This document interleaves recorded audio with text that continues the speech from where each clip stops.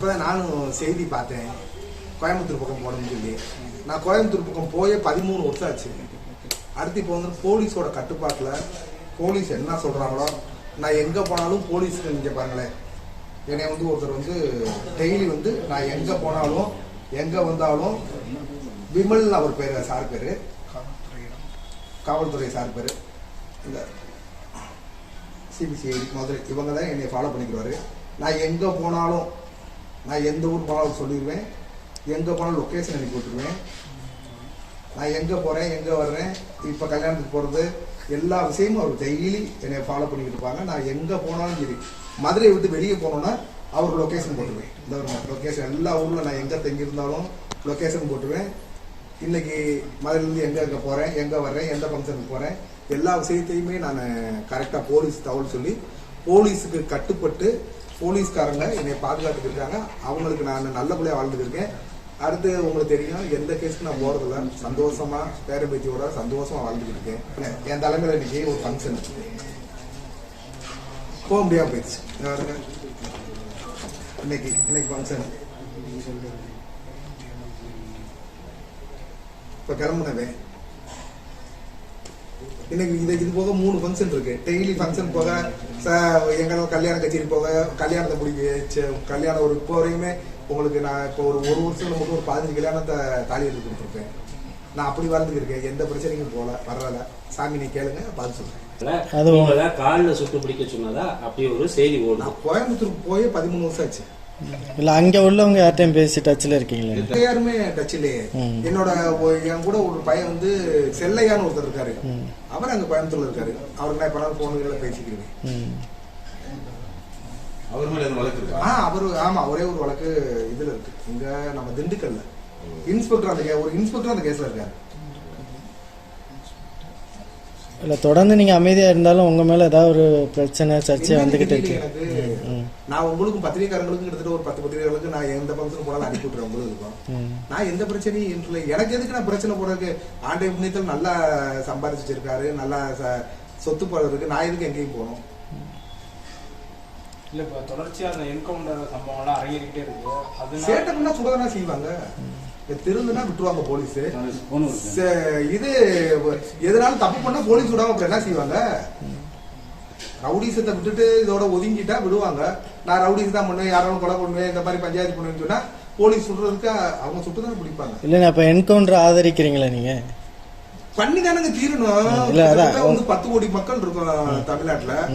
வெறும் 1,40,000 போலீஸா இருக்காங்க. இவங்க பூரா ஜெயில சேட்டுக்கு என்ன பண்ண முடியும்? டெய்லி ஜெயினாக்கா அதை கொலையை பண்ண, இங்க கொலையை பண்ண அப்படின்னு போலீஸ் விடாதான் செய்யும். இப்ப யாரையும் நல்லவங்களை சுட்டா நமக்கு சொல்ற மாதிரி ஐயா நல்லவங்களை சுட்டாங்க போலீஸ்ன்னு சொல்லலாம். பூரா சுட்டையும் பூரா ரவுடி பைய, திருட்டு பைய, காவலி பைய இவ்வளவு சொல்றாங்க போலீஸ். திருந்திட்ட இப்ப நாங்கெல்லாம் இருந்தோம், வேணாம் எந்த பிரச்சனையும் வேணாம்னு சொல்லி திருந்திட்டோம். இப்ப நாங்க இந்த போலீஸுக்கு டெய்லி நான் எங்க போறோம் தகவல் சொல்லிட்டு ஐயா இங்க போறேன், அங்க போறேன், இதை போறேன், இங்கதான் இந்த ஊருக்கு போறேன், இந்த ஊருக்கு போறேன்னு நம்ம சொல்லி டெய்லி போறோம் வர்றோம். அப்படி போயிட்டா எந்த பிரச்சனையும் இல்லையில உங்களுக்கு. உங்களோட பழைய எதிரிகள் யாரும் இது மாதிரி ரூமர் கிளப்பி? நம்மளுக்கு எதிரியே கிடையாது சார்.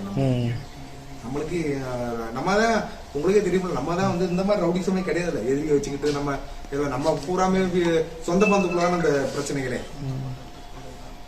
இப்ப நம்ம இந்த பழைய விஷயங்கள்லாம் நம்ம விட்டு எத்தனை வருஷம் இருக்கும்?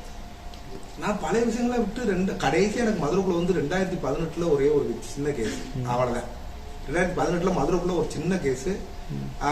ஐயா வந்து இப்ப இருக்காங்களா ஏடிஜிபி இருக்காங்களா டேவிட்சன் ஆக்சிடென்ட், அப்ப கமிஷனர் இருக்கும்போது ஐயா இருக்கும்போது ஒரே ஒரு கேஸ் வந்து குடுக்கல் வாங்கலுக்கு பிரச்சனை, அந்த கேஸா.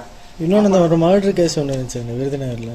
அதெல்லாம் வந்து நம்ம இது பண்ணதானே சார், இது பண்ணதானே அது. அதெல்லாம் வந்து இது அதை எல்லா கேஸ் நம்மளுக்கு வந்து மதுரையில வந்து 2018 ஒரு கேஸ் ஆச்சு. அதுக்கு பேர் 2015 ஒரு கேஸ் ஆச்சு. கடைசி எனக்கு மதுரைக்குள்ள 2018 முடிஞ்சிச்சு. எந்த இது இல்ல. டெய்லி போலீஸ் என்னை பாக்குறாங்க. டெய்லி இங்க பாருங்க வீடை சுத்தி கேமரா. நான் எங்க போறேன், எங்க வர்றேன், என்ன செய்யறேன், இன்னைக்கு இங்க எல்லாமே இருக்காடு, பூராவே எல்லாமே இருக்காடு. தொடர்ந்து உங்க மீது இந்த மாதிரியா அடிக்கடி இப்படி பந்தாவா நான் போகும்போது மக்கள் பார்ப்பாங்கல்ல, ஏடா வரிச்சு சொல்ல இப்படி இருக்காங்க, என்னடா அப்படி கண்ணு போடுறாங்க சாங்க. அவ்வளவுதான், வேற என்ன இருக்கு? இன்ஸ்டாகிராம் ரீல்ஸ் டெய்லி இன்ஸ்டாகிராம்ல போடுறோம், அதுல போறோம், இதுல போடுறோம். எங்க போனோம் ஃபங்க்ஷனுக்கு போறோம், ஒரு 1000 பேரை பாக்குறோம், ஒரு 5000 பேர் ஃபங்க்ஷன் போட்டிக்கிறோம் அப்படின்னும் போது யாரு இதுதான் சாங்க, வேற என்ன இருக்கு? அப்போ கோயம்புத்தூர்ல இருந்து எந்த போலீஸ் உங்களுக்கு பேசல எதுவும் பண்ணல? யாரும் பேசிட்டு நான் போகவும் இல்லையே இல்ல உங்ககிட்ட எதுவும் பேசவே இல்லையே போலீஸ். எந்த போலீஸும் பேசல, எதுவும் கேட்கல. இப்ப நான் விசேஷத்துக்கு போனேன் சாமி, பாதி வெளில போகும்போது என் பிள்ளைய போன் அடிச்சு இந்த மாதிரி இப்ப என்னப்பா டிவியில வருதுன்னு திரும்பி வர்றேன். வந்தோடனே நீங்க எல்லாம் போன் அடிச்சோன்னா வாங்க சாமி நேரம் அப்படின்னு சொல்லிட்டு அப்படியே வந்தேன். மதுரை போலீஸ் உங்களுக்கு எல்லா வழக்குமே மதுரை போலீஸ் ஸ்டேஷன் இந்த மாதிரில இது ஓடுது என்ன ஏது எது கேட்டுருக்காங்க? கேட்கல அவங்களுக்கே இல்லையே, நான் தான் அவங்களுக்கே அனுப்பிவிட்டேன். இந்த மாதிரி செய்தி வந்துருக்கு சாமி எனக்கு. உங்களுக்கு எந்த கேஸும் இல்லை, எல்லாம் முடிஞ்சா? இல்ல நெறி கொஞ்சம் தான் கேஸ் இருக்கு. ஒரு 7 கேஸ் இருக்கு சார். நீ 7 கேஸ் முடியும். 7 கேஸ் என்ன அது நெருக்கி முடிச்சிட்டேன். என்ன 2 போட்ட மர்டர் கேஸ், இந்த பண்ணான மர்டர் கேஸ், மற்றது பூரா சும்மா அடிக்கடி அந்த இந்த மாதிரி தான் கேஸ். இல்லண்ணே இப்ப விஜய் கட்சி ஆரம்பிச்சிருக்காரு, அதுல எதாவது சேர்ற மாதிரி இருக்காங்க? இல்லண்ணே முன்னால உள்ள அரசியல் ஓகே. அரசியலுக்கு நம்மளுக்கு சம்பந்தமே கிடையாது. நம்ம வந்து ஜாலி மேன், உங்களுக்கு ஏற்கனவே சொன்னது மாதிரி நம்ம ஜாலியானவே.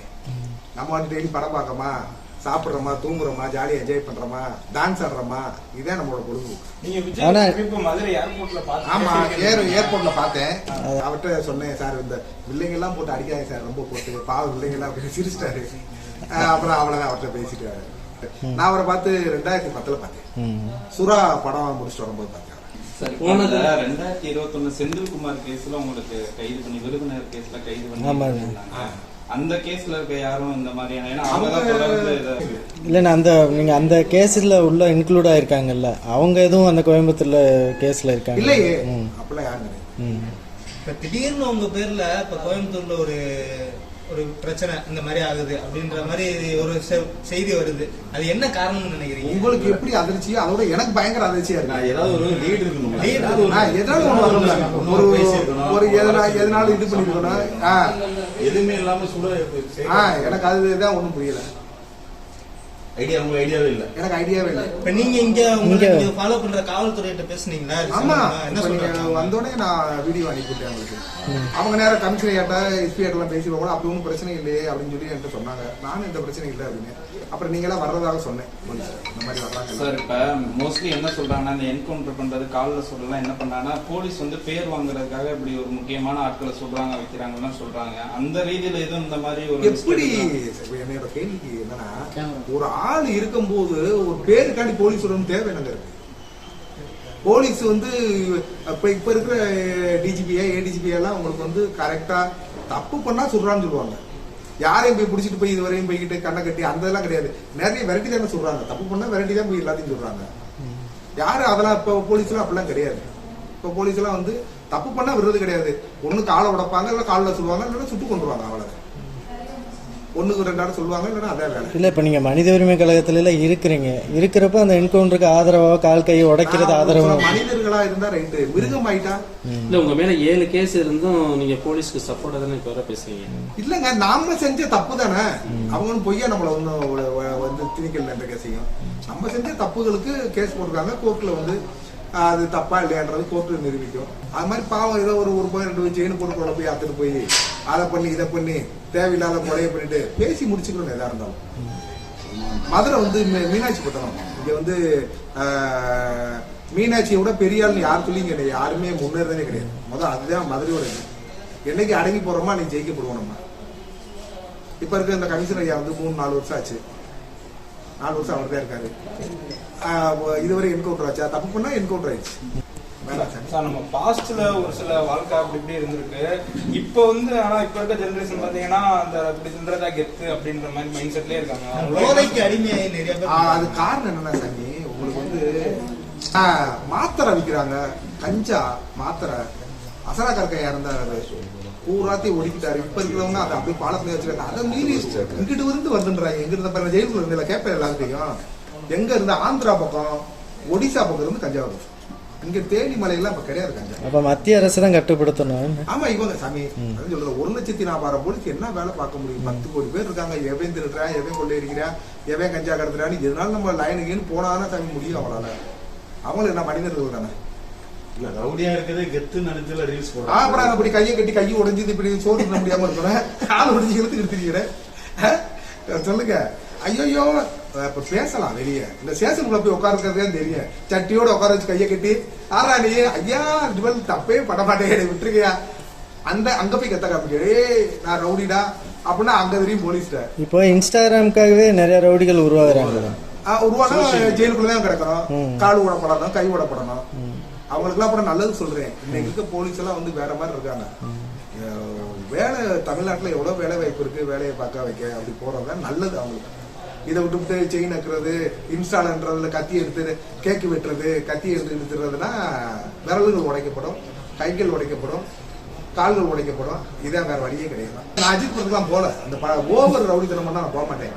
சந்தனக்கடை அதுல பாருங்க, போலீஸ் டம்மியாக்கி ரவுடியை தான் கூப்பிட்டுறாங்க. 3 மணி நேரம் நடிச்சுட்டு அவர் 200 கோடியை வாங்கிட்டு போயிடுறாரு. முட்டா போய் எங்க அறிவிக்க போகுது? ஒண்ணும் கிடையாது. ஒரு 2 மணி நேரம் படம் 200 கோடி ரூபாய் சம்பளம், அஜித்துக்கு 160 கோடி ரூபாய் சம்பளம், 2 மணி நேரம் நடிச்சுட்டு போயிடுறாரு. இவன் படம் பார்த்தோன்னா என் கூட இருக்கேன், என் தம்பி வருது. இதுவரை 8 ஆட பார்த்திருக்கேன் அந்த படத்தை. இதுவரை 8 ஆட அந்த படத்துல என்ன இல்ல, கார்த்திக் வந்துருக்கேன், 8 ஆட படம் பார்த்திருக்கேன்.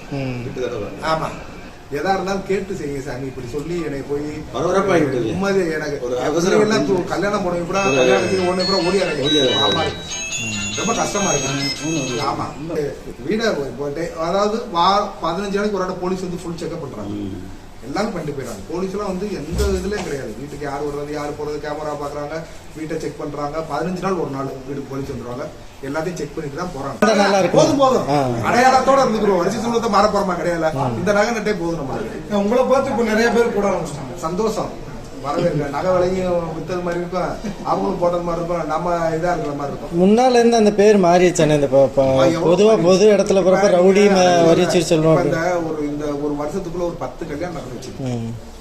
தாலி எடுத்து கொடுக்குற அளவுக்கு நம்மளை வந்து மதிக்கிறாங்க. நம்ம போறோம்னா உங்களுக்கு நான் அனுப்பி விட்டுருப்பேன் எல்லாமே. எல்லா ஃபங்க்ஷனுக்கு போறேன், எல்லாத்துக்கும் வர்றேன். இன்னைக்கு கூட கிளம்ப வேண்டியதா, உங்களை பார்த்துட்டு பேட்டி கொடுத்துட்டு போலாம்னு தான் போறேன்.